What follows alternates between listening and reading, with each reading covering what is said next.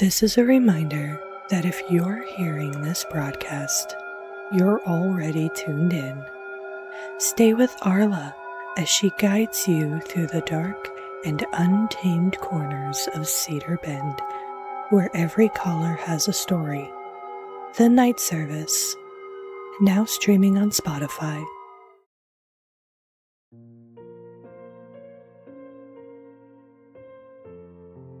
A couple days ago, I posted a story called Footsteps. There were a number of questions that made me curious about certain details about my childhood, and so I spoke with my mother. Why don't you just tell them about the goddamn balloons if they're so interested? As soon as she said that, I remembered so much about my childhood that I had forgotten. This story will provide some greater context for the previous one, which I think you should listen to first.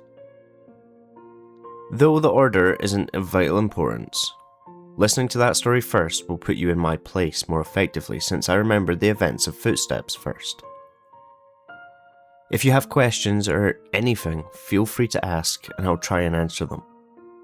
Also, both stories are long, so heads up on that. I'm just hesitant to leave out any details that might be important. When I was 5 years old, I went to an elementary school that, from what I've come to understand, was really adamant about the importance of learning through activity. It was part of a new program designed to allow children to rise at their own pace. And to facilitate this, the school encouraged teachers to come up with really inventive lesson plans.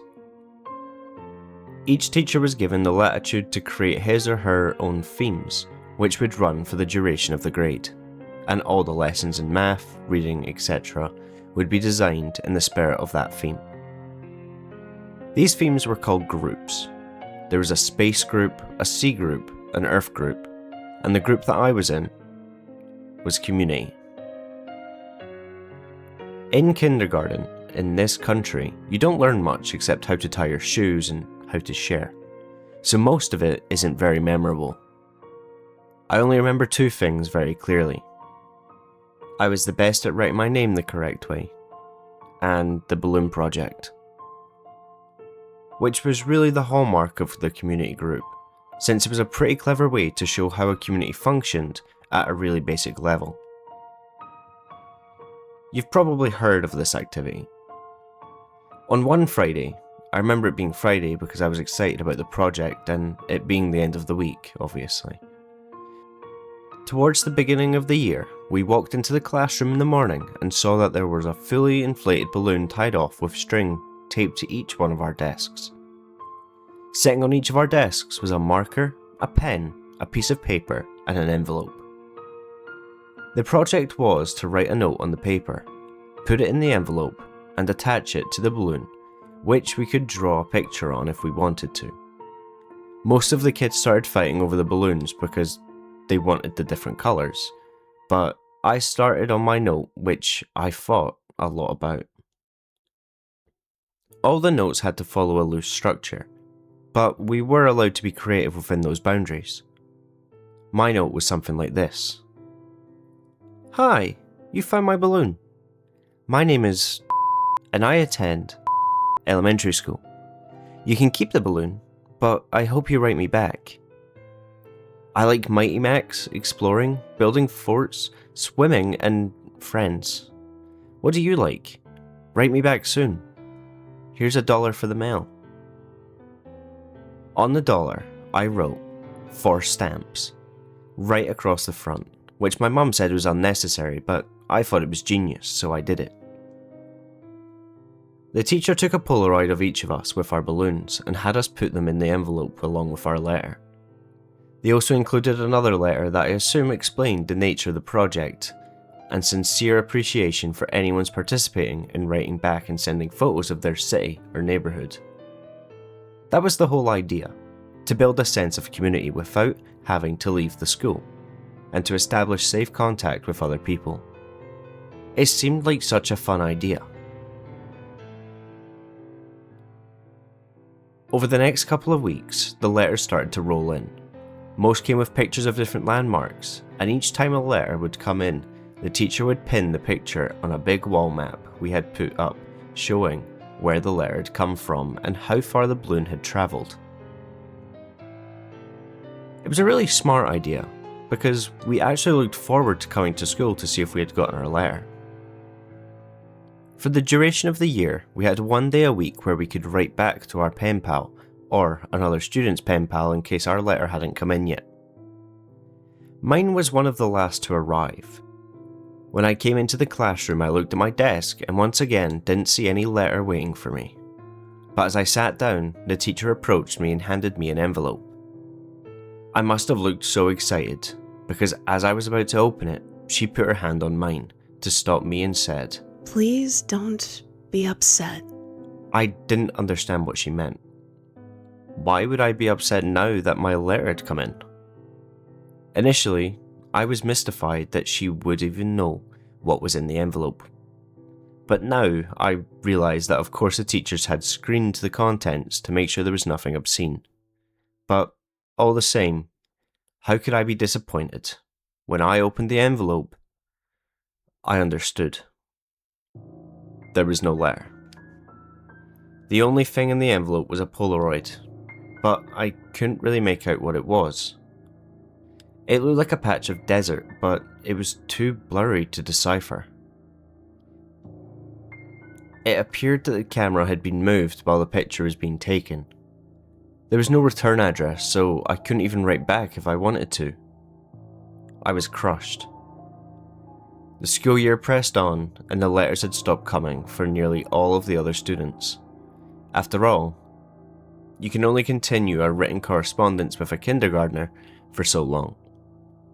Everyone, including myself, had lost interest in the letters almost completely. Then, I got another envelope. My excitement was rejuvenated, and I revelled in the fact that I was still getting a letter when most of the other pen pals had abandoned their involvement.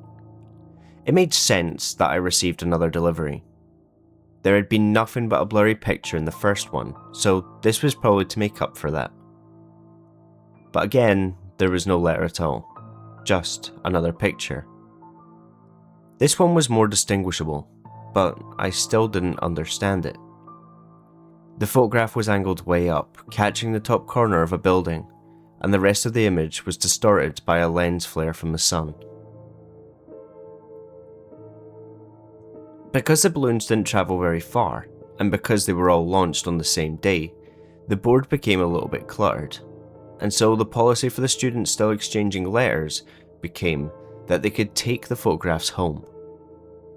My best friend Josh had the second highest number of pictures taken home by the end of the year. His pen pal was really cooperative and sent him pictures from all around the neighbouring city. Josh took home, I think, 4 pictures. I took home nearly 50.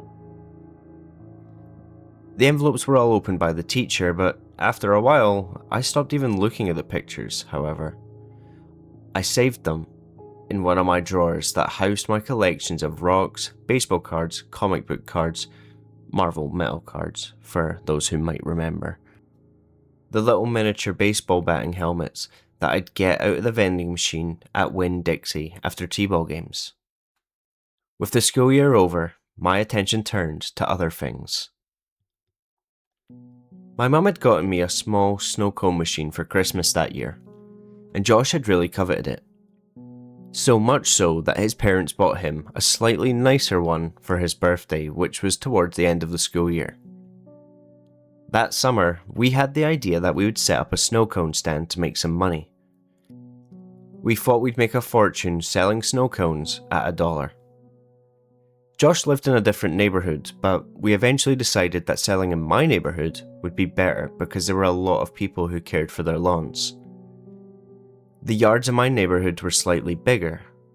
We did this for about 5 weekends in a row, until my mum told us that we had to stop. And I've only recently come to understand why she did that. On the 5th weekend, Josh and I were counting our money. Because we both had a machine, we each had a separate stack of money that we put together into one stack, and we then split it evenly. We had made a total of $16 that day. And as Josh paid out my $5th, a feeling of profound surprise consumed me. The dollar said 4 stamps. Josh noticed my shock and asked if he had miscounted.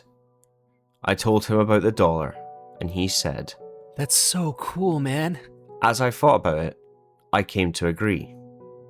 The idea that the dollar had made it right back to me after changing so many hands floored me. I rushed inside to tell my mum, but the excitement coupled with her being distracted by a phone call made my story incomprehensible, and she responded simply by saying, "Oh wow, that's neat." Frustrated, I ran back outside and told Josh I had something to show him. Back in my room, I opened a drawer and took out the stack of envelopes and showed him some of the pictures. I started with the first picture, and we went through about 10 before Josh lost interest and asked if I wanted to go play in the ditch, a dirt ditch down the street from my house, before his mum came to pick him up. So that's what we did. We had a dirt war for a while, but it was interrupted several times by rustling in the woods around us. There were raccoons and stray cats that lived in there, but this was making a little too much noise, and we traded guesses at what it was in an attempt to scare each other. My last guess was that it was a mummy, but in the end Josh kept insisting that it was a robot because of the sounds that we heard. Before we left, he got a little serious and looked me right in the eyes and said, "You heard it, didn't you? It sounded like a robot. You heard it too, right?" I had heard it, and since it sounded mechanical, I agreed that it was probably a robot. It's only now that I understand what we heard. When we got back, Josh's mum was waiting for him at the kitchen table with my mum. Josh told his mum about the robot. Our mums laughed, and Josh went home. My mum and I ate dinner, and then we went to bed. I didn't stay in bed for long before I crept out and decided that, due to the day's events, I would revisit the envelope, since now the whole affair seemed much more interesting. I took the first envelope and set it on the floor, and set the blurry desert Polaroid on top. I laid the second envelope right next to it and placed the oddly angled Polaroid of a building's top corner on top, and did this with each picture until they formed a grid that was about 5 by 10. I was always taught to be careful with things that I was collecting, even if I wasn't sure they were valuable. I noticed that the pictures gradually became more decipherable. There was a tree with a bird on it, a speed limit sign, power line, a group of people walking into some building. And then I saw something that vexed me so powerfully that I can now, as I write this, distinctly remember feeling dizzy and capable of only a single repeating thought. Why am I in this picture? In this photograph of the group of people entering the building, I saw myself holding hands with my mother in the very back of the crowd of people. We were at the very edge of the photo, but it was undeniably us. And as my eyes swam over the sea of Polaroids, I became increasingly anxious. It was a really odd feeling. It wasn't fear. It was the feeling you get when you're in trouble. I'm not sure why I was flooded with that feeling, but there I sat floundering in the distinct sense that I had done something wrong. And this feeling only intensified as I looked at the rest of the photos after that one that had so powerfully struck me. I was in every photo. None of them were close shots, none of them were only of me. But I was in every single one of them. Off to the side, in the back, bottom of the frame. Some of them only had the tiniest part of my face captured at the very edge of the photo, but nevertheless, I was there. I was always there. I didn't know what to do. Your mind works in funny ways as a kid, but there was a large part of me that was afraid of getting in trouble simply for still being awake. Since I already had the looming feeling of having done something wrong, I decided that I would wait until tomorrow. The next day, my mum was off work and spent most of the morning cleaning up around the house. I watched cartoons, I imagine, and waited until I thought it was a good time to show her the Polaroids. When she went out to get the mail, I grabbed a couple of the pictures and put them on the table in front of me, as I sat waiting for her to come back in. When she returned, she was already opening the mail and threw some junk mail into the trash can. "Mom, can you come here for a sec? I have these pictures." Just give me a minute, honey. I need to mark these on the calendar. After a minute or two, she came and stood behind me and asked me what I needed. I could hear her shuffling with the mail behind me, but I just looked at the Polaroids and told her about them.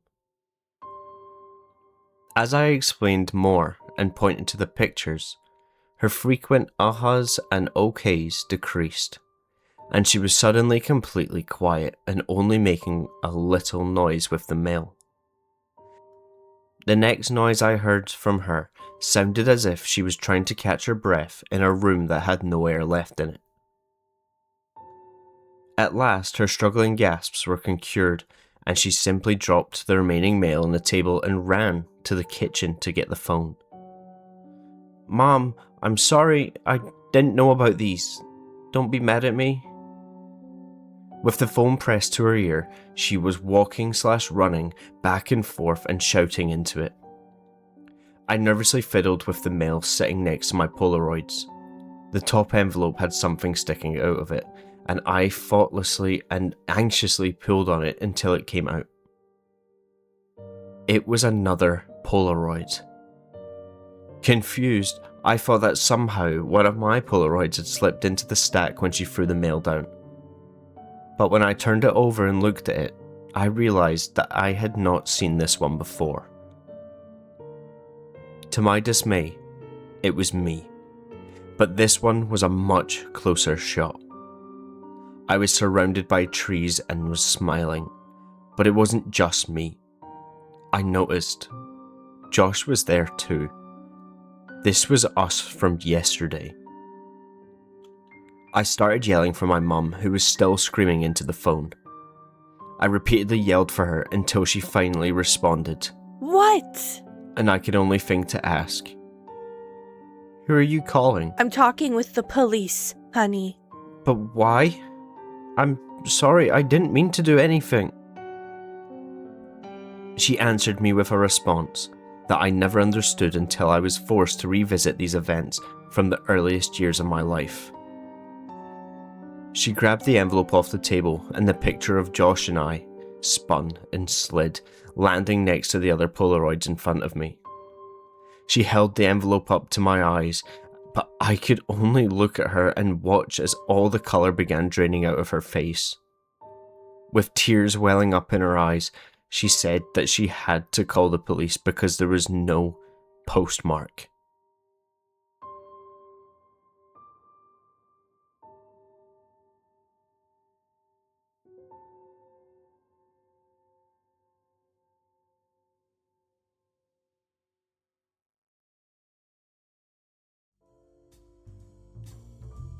And that brings us to the end of tonight's nightmare. If you enjoyed the story, make sure you follow the show on Spotify, leave us a rating, and subscribe to the channel on YouTube. Every follow, rating, and subscription helps more people find their way into the darkness. And if you'd like to support the show even further, we've got a Patreon. You'll find a link in the description. Patreon supporters get every new episode 24 hours early, and your support goes straight back into the show, helping us improve the audio, pay our voice actors and staff, and fairly compensate the authors who trust us with their stories. There's no obligation, of course. Just being here and listening means a lot. But if you do decide to stick around, we'll see you in the next episode. Sweet dreams.